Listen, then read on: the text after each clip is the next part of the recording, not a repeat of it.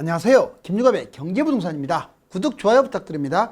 6억 집이 1억, 빈집 1천만 가구에 일본을 그대로 따라가고 있습니다. 최근 집값이 무섭게 떨어지면서 하락이 문제가 아니라 앞으로 30년간 집값이 폭락한 후에 회복이 되지 않을 것이라는 비관론이 확산되고 있습니다.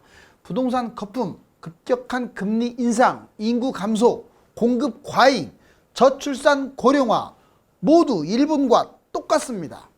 딱 다른 게 하나 있다면 경제 성장률인데, 그렇다면 과연 우리나라 경제는 계속 성장하여 일본과는 달리 다시 신고가를 찍으면서 크게 오를 수 있을까요? 6억이 1억 된다면 최대의 피해 지역은 어디이며 그래도 떨어지지 않은 곳들이 어디일까요? 유료 상담은 010-3999-8808 전화 주십시오. 6억 집이 1억, 한국 빈집 1천만 가구, 일본과 똑같다. 지금 다양한 브랜드가 있고 정말 집들 많이 짓습니다. 이제 집값 하락장에 살려달라고 애원을 하네요. 한일 30년 부동산 폭락의 공통점이 너무나도 많아요. 일본하고. 그런데 지금까지는 우리나라가 일본 부동산을 따라간 게 아니라 미국이라든가 유럽, 캐나다 또는 호주, 뉴질랜드 이런 데를 닮아갔어요. 거의 흡사한데 우리나라가 좀 더 많이 뛰었다는 것만 달라요. 일본은 완전히 달라요. 그 나라들하고도. 그런데 이제 구조적인 면에서 너무 닮았다 이거예요. 만약에 폭락장이 왔을 때 회복을 못하면 어떻냐, 30년 동안 추락을 하면 어떻냐. 여기 보시면 한일 30년 부동산 폭락의 공통점, 지금 곰발바닥 모양으로 한번 그려봤는데, 먼저 일본하고 공통점이 인구 감소예요. 저출산, 고령화, 생산인구 감소 너무나 닮았어요. 오히려 저출산은 더 심각합니다. 공급 과잉, 지금 일본보다도 우리나라 3기 신도시 지금 계속 분양하고 있고요. 특히 1인 가구 원룸 이런 걸 따지게 되면요, 집이 남아돕니다. 부채 증가, 예전에 일본은 기업 부채가 문제였다면 우리나라는 이제 가계부채가 문제가 돼요. 거품 붕괴, 거품이 지나치게 많이 끼었어요. 딱 하나 다른 점이 있다면 일본은 아직도 경제 침체의 늪에서 크게 벗어나지를 못하고 있고, 우리나라는 그래도 경제가 다른 나라보다는 평균치 이상으로 양호한 편이다. 이거 하나만 달라요. 자, 이게 과연 일본 폭락을 막을 수 있을까요? 대세 하락과 일시조정, 경제에 달렸습니다. 한마디로 경제예요, 경제. 자, 대세 하락 진입, 일시조정기다. 지금 말들이 많죠. 여러분들은 대세 하락이냐 일시조정이냐. 지금 딱 봐서는, 전반적으로 봐서는 이 대세 하락 쪽이 훨씬 더 무게감이 실립니다. 다만 이게 일본처럼 30년이 빠지느냐 아니면 3, 4년 조정하고 다시 또 오르느냐는 또 다른 문제예요. 먼저 대세 하락, 8년 오른 여름, 이번에는 하락했어요. 여름만 되면 8년 동안 뛰었어요. 2010 거의 4, 5년부터. 근데 지금은 하락하고 있잖아요. 세계 집값 하락 전환되고 있습니다. 다른 나라 집값하고 거의 연동한다고 했죠. 대세 하락이다. 금리 인상, 이걸로 인해서 거품이 빠지는 중이다. 거래 거의 없고 모든 지표가 다 하락이다. 3기 공급 물량이 앞으로 10년 동안 엄청날 것이고 집값은 그로 인해서 급락할 것이다. 이게 대세 하락의 강력한 근거. 그렇다면 일시 조정은 어떤 내용이냐?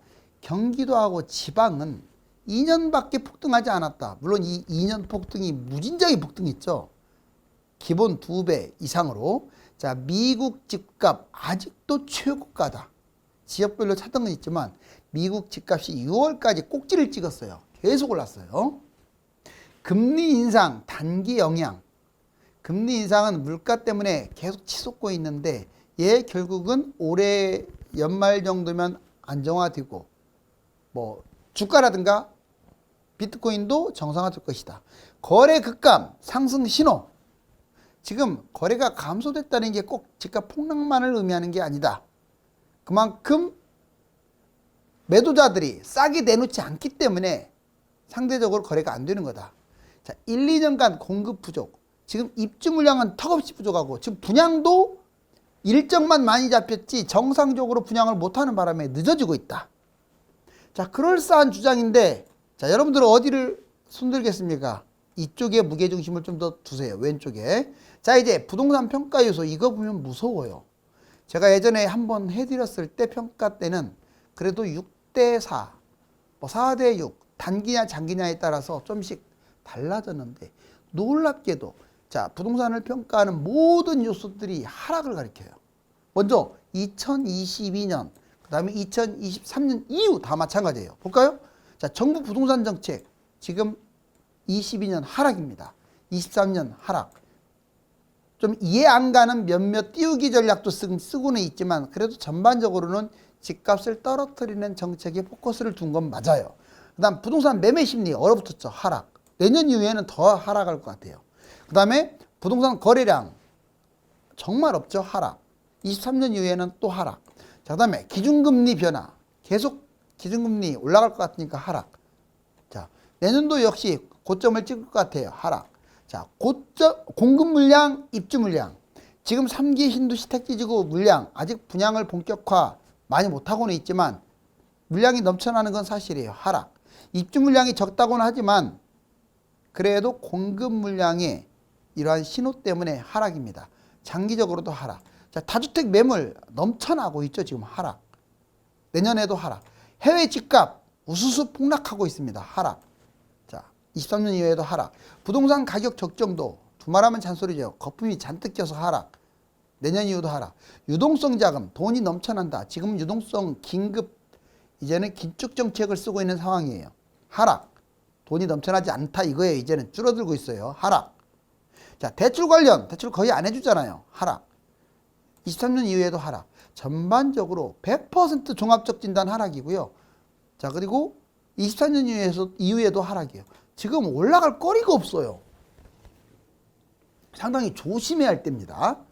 이제 매물은 1천만 가구, 즉 공급, 분양하는 매물이 약 200만 가구 정도 되고 그 다음에 남아도는 잉여 매물, 즉 다주택이라든가 법인의 매물이 800만 정도 돼서 세상에 쓸데없는 매물이 지금 1000만 가구. 우리나라가 집이 부족한 게 아닙니다.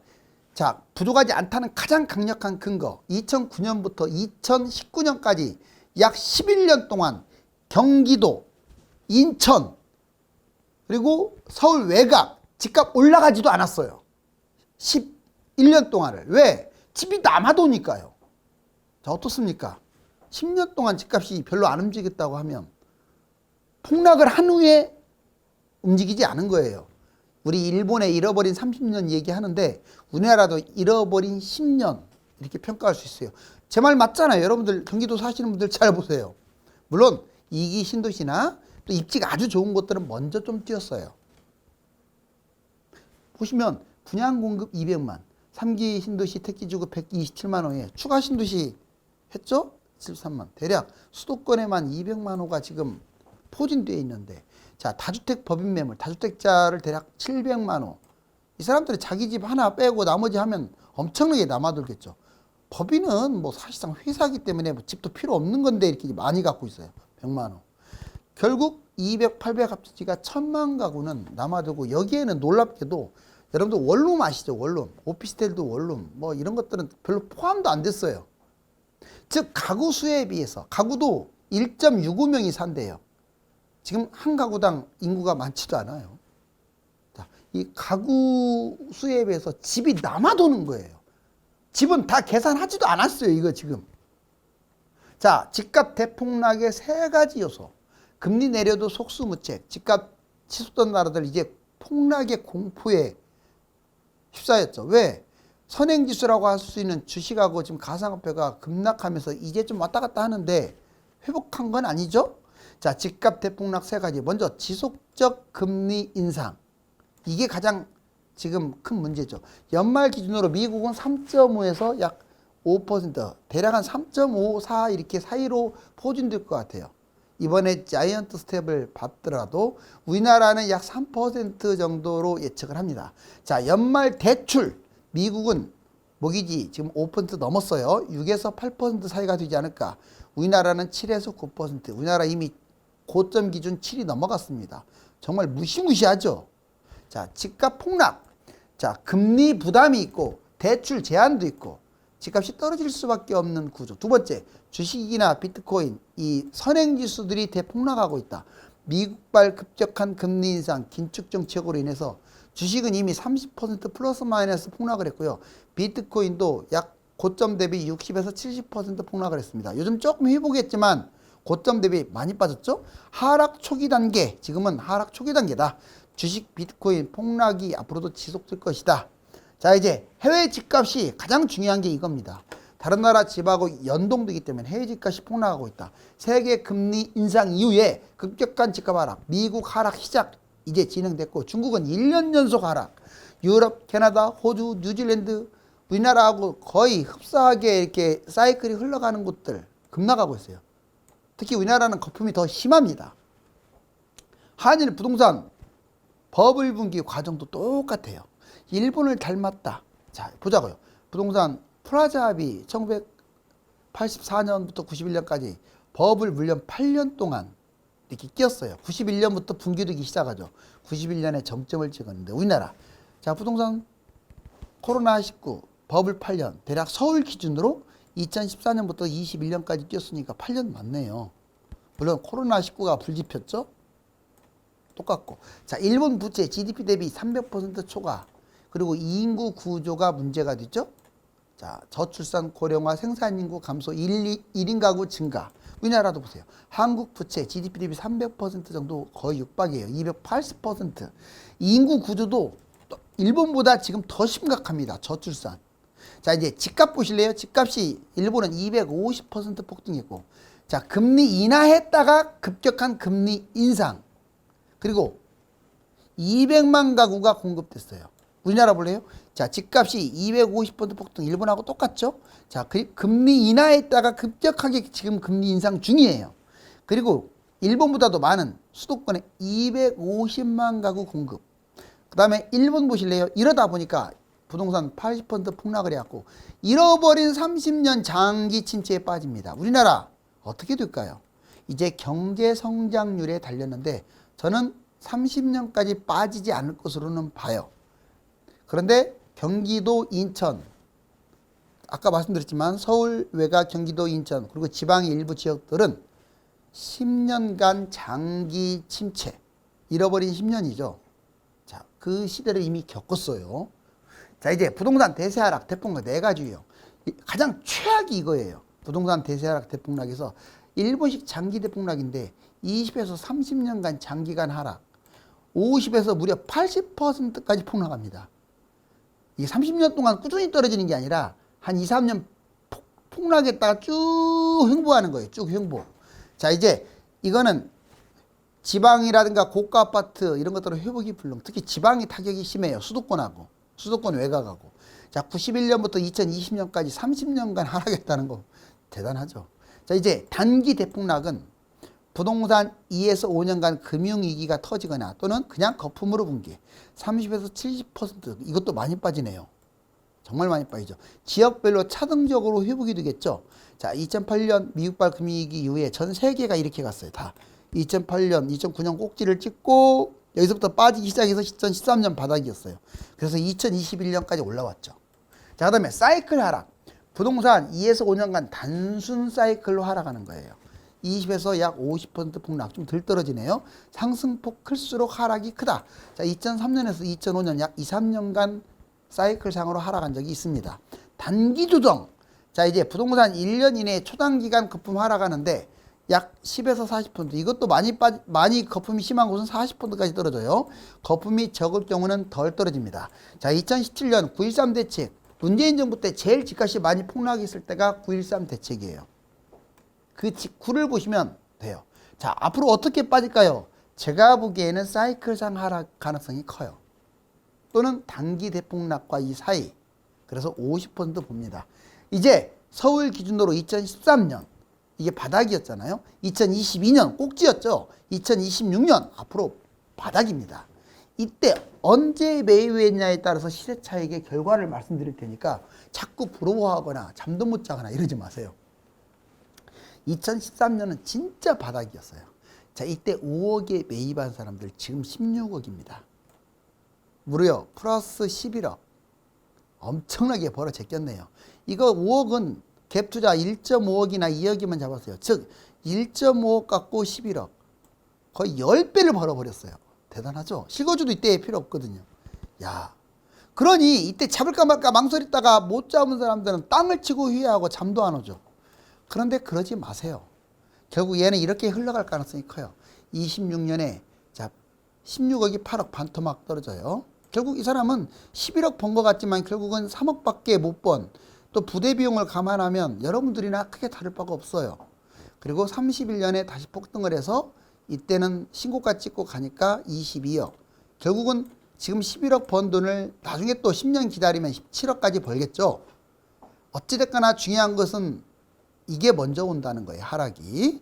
자, 그런데 만약 지금 잡았다 16억에 그럼 망하는 겁니다. 자, 볼 것도 없이 이거 8억까지 떨어지면 마이너스 8억 손해봐요. 물론 서울일 경우는 과거 이제 우상향, 일본 장 나면 우상향이 안 되는데 저는 아직도 일본 장 날 가능성은 그렇게 높아 보이지 않다고 봐요. 왜? 우리나라가 지금 미국이라든가 유럽 이런 나라들하고 거의 흐름이 비슷해, 경제가. 자, 그리고 여기 보시면 22억까지 결국은 올라가서 나중에 6억 벌기는 해요. 마음고생 신나게 한 다음에 서울을 잡았기 때문에 그나마 5억이라도 6억이라도 버는 거예요. 경기도나 이런 데는 폭락 지금 잡으면은 회복도 못 할 수 있어요. 지방이나 이런 데는. 자, 이제 마지막으로 그러면 내가 좀 기다리겠다. 26년까지 8억에 매입을 했어요.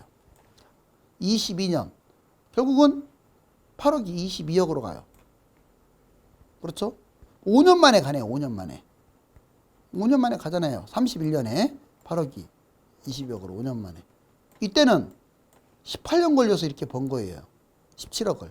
근데 얘는 14억을 번 거죠. 왜? 5억에 매입한 게 아니라 이제 8억에 매입했습니까? 결국은 오히려 더 훨씬 더 짭짤하게 번 거 아닙니까? 엄청나게 벌어들였지. 14억을 벌었는데. 그러니까 지금 만약 집 못 잡았다고 잠 못 자고 그러지 마시라고요. 자, 2014년 폭락장 얼마나 많이 빠진지 가르쳐 줄게요. 하락장이 이렇게 빠집니다. 전국이 13% 빠졌는데 왜 전국이 덜 빠진 것으로 보이냐? 지방은 오히려 올랐어요. 거꾸로. 자, 서울 보세요. 평균적으로 진짜 하락 기간 5년, 회복 기간 3.1년이라고 했는데 이게 31% 평균적으로. 강남 11개구는 이제 한강 남쪽은 30.6% 떨어졌고 강남구만 따지면 35.7로 서울보다 더 빠졌네요. 자, 수도권은 전체적으로 33.5%. 그리고 성남 분당은 45.6. 많이 빠진 곳은 60%까지 빠졌죠. 경기도 일대 48.2. 경기도가 특히 많이 빠졌어요. 자, 이거 보시면 서울은 이렇게 한 5년 빠졌다가 2년 만에 회복하고 신고가 이게 길게 찍었어요. 근데 경기도나 인천은 이래요. 지금 한 6, 7년 빠졌고 회복도 되게 길게 걸렸죠. 이거 보세요. 금방 회복했던 게 길죠. 무려 2019년까지. 즉 제가 말한 게 이거예요. 이 11년 동안 뛰지도 않았다는 거예요. 그리고 2년 만에 급상승했습니다. 자, 서울하고 도쿄 집값 추이. 지금 우리나라는 이렇게 꾸준히 뛰어갖고 여기에요. 지금 일본 보세요. 여기에요. 결론적으로 드리고 싶은 말씀은 우리나라하고 일본하고 오히려 일본이 아직은 GDP가 높은데 집값은 우리나라가 훨씬 비싸다는 거죠. 땅값도 우리나라는 계속 일본은 쭉 올라가 가지고 89년 이후로 쭉 땅값이 이렇게 빠진 거예요. 이렇게. 땅값 불패라고요? 자, 우리나라 계속 올랐다 떨어졌다 하면서 이제 올라갔죠. 우상향으로. 그런데 이게 만약에 이제 이번에 일본 장 나면은 땅값도 망하는 겁니다. 물론 일본 짝이 아니라도 하락장에는 땅값도 좀 떨어져요. 한국의 빈집 추이 엄청나죠? 자, 지금 2019년에 약 150, 지금은 200만 가구, 일본의 빈집 추이. 자, 2020년 전후로 20%. 일본은 20%가 빈집이에요. 한미일 생산인구 추이. 여기 보세요. 진짜. 미국은 이게 주택가격이 빠지고 있죠. 생산인구 빠지니까. 일본은 생산인구 빠지니까 주택가격 빠지고 있죠. 빨간 게 주택가격이에요. 자, 우리나라 이제 빠지기 시작해. 이게 막대 그래프가 지금 생산인구예요. 이렇게 줄어드니까 이제 집값도 이렇게 내려갈 가능성이 크다 이거죠. 한국, 일본, 미국이 다 꼭지를 찍었지만 자, 고점은 거의 비슷하죠? 그쵸? 자, 여기 그렇지만 일본 보세요. 91년에 고점 찍고 이렇게 내려왔어요. 자, 미국 보세요. 2008년에 고점 찍고 이렇게 내려왔다가 이렇게 나중에 이제 좀 올라오긴 했는데, 우리나라 보세요. 21년에 고점 찍고 떨어진 게 없어요, 지금. 자, 지금 일본과 우리나라, 한국은 주거, 아파트 때문에 문제가 되고 일본은 상업시설이 문제가 됐죠. 자본주의 재화가 폭등 아니면 폭락이기 때문에 집값이 4배로 뛴다거나 반토막이 되는 일은 흔한 일입니다. 문제는 미국이나 유럽처럼 정상적인 궤도를 벗어나서 장기간 대폭락할 수 있다는 것인데, 가능성은 적어 보이지만 점점 닮아가는 것은 확실합니다. 감사합니다.